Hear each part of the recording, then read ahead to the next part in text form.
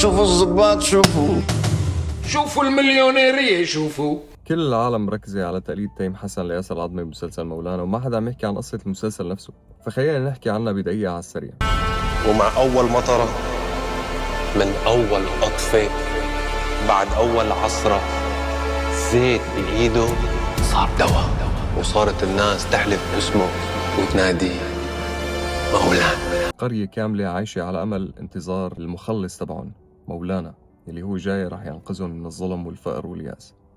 فجأة بيوم من الأيام بيجي واحد اسمه جابر تيم حسن اللي هو هربان من ماضيه ومطارد وخايف على حياته، وهذا جابر بيمتحن شخصية حفيد الشيخ المقدس اللي عم يستنوه.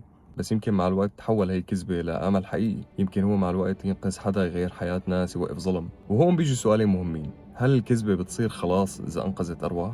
وهل المنقذ أو المخلص لازم يكون حقيقي ولا هو بصير مقدس بأفعاله؟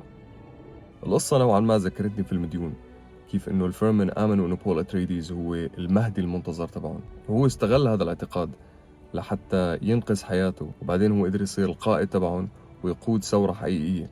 فعلا من اكثر المسلسلات اللي انا متحمس لها برمضان، ومثل ما بنعرف هي الشراكة بين المخرج سامي البرقاوي وتيم حسن دائما بيطلع منها شيء مميز، فان شاء الله رح يكون العمل كثير حلو، وفي اسماء ممثلين كثير مهمين مشاركة بالعمل، مثل الفنانة منى واصف، مثل عودة فارس الحلو. طبعا في كثير مسلسلات تانية انا كمان حابب احكي عنها، فاكتبوا لنا رايكم بالتعليقات. وبس هاي هي، يلا سلام.